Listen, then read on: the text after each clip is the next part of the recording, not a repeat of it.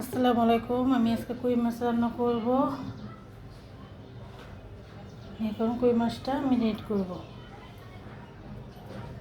মরিচের ফাঁকি, আদা চামচ,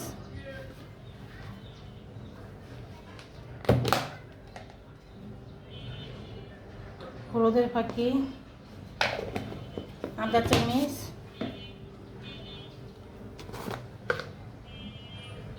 আর পরিমাণ মতন লবণ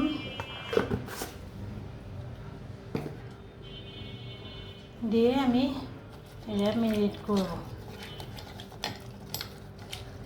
মাছটা ভালো করে ম্যারিনেট করলে মাছটার ভিতরে এই যা আমি এই যে একটু একটু করে কেচে নিয়েছি, মাছটা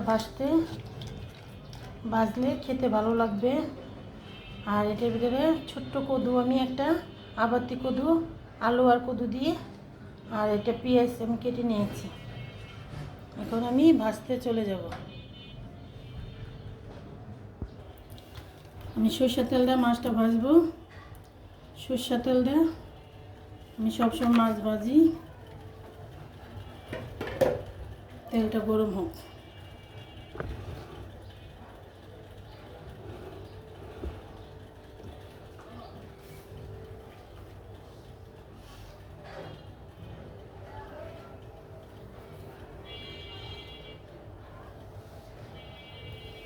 বিসমিল্লাহ।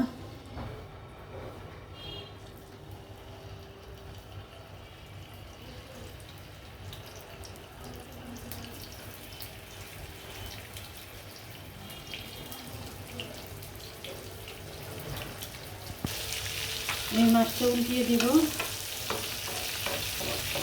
মাছটা হবে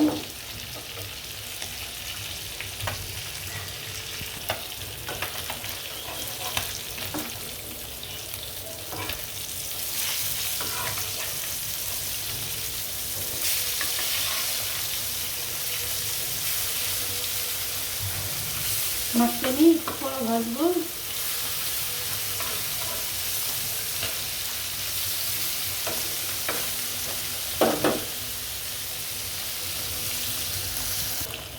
মাছটা ভাজা হয়ে গেছে। আমি এখন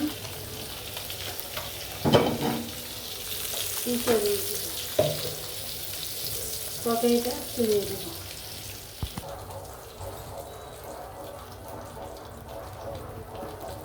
আমি এখন সাদা তেল দিয়ে দেব।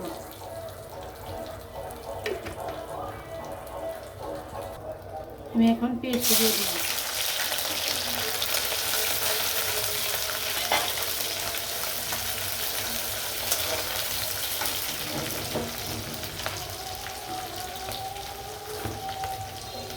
সামান্য একটু লবণ দিয়ে দেব।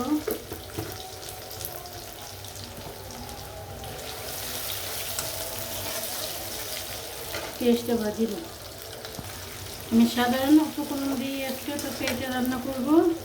কদু তরকারি তো বেশি মশলা দেওয়া যাবে না। আমি আদা চামচ গুঁড়া মরিচ দিলাম, পাকি মরিচ, আর আদা চামচ হলুদ দিব। আদা চামচ হলুদ দিব আর একটু পানি দিয়ে দিব।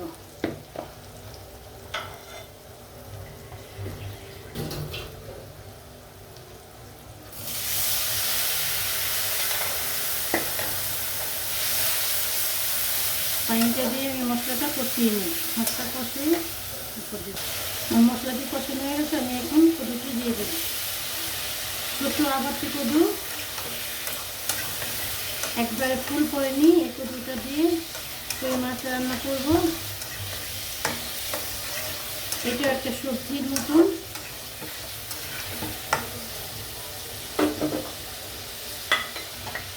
কষিয়ে নিই, কষানো হোক।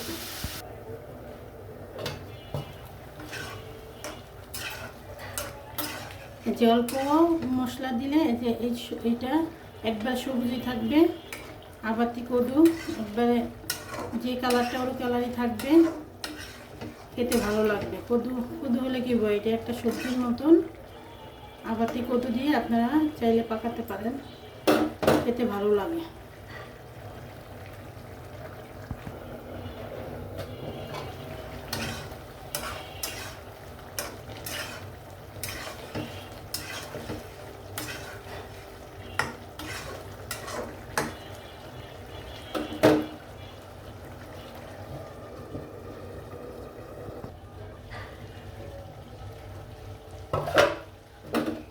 আমার কষানো হয়ে গেছে, আমি এখন পানি দিয়ে দেব। বিসমিল্লাহ।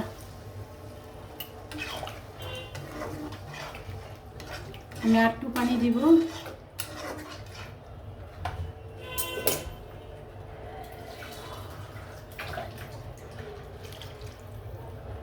আমি হালকা গরম পানি দিয়েছি। তরকারি একটু গরম পানি দিলে তরকারির স্বাদটা ভালো থাকে। আমি সবসময় গরম পানি দিই, হালকা গরম পানি।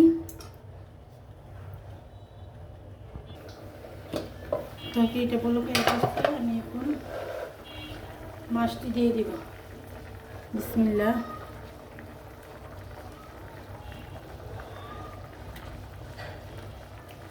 আমি মাছ ভাজার তেলটিও দিয়ে দিব।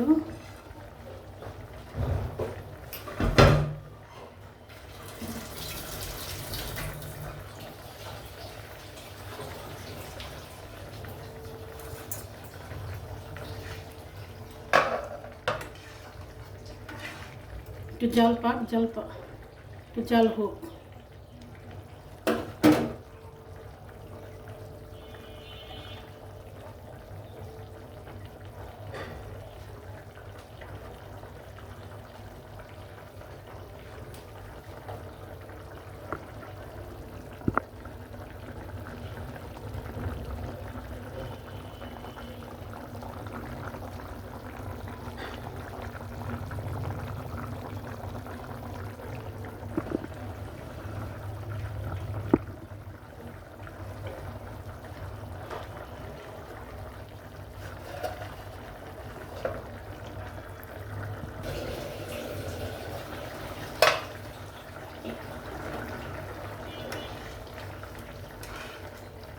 দেখেন কালারটা কত সুন্দর, কত সুন্দর কদল, আবাতি কদল, কালারই অন্যরকম, খেতে ভালো লাগে। রান্না করে খেয়ে দেখবেন।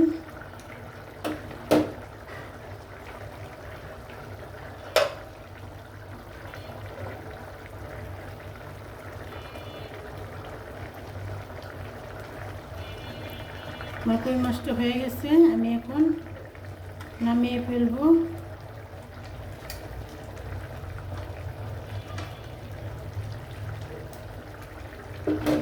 আসসালামু আলাইকুম, আল্লাহ হাফেজ।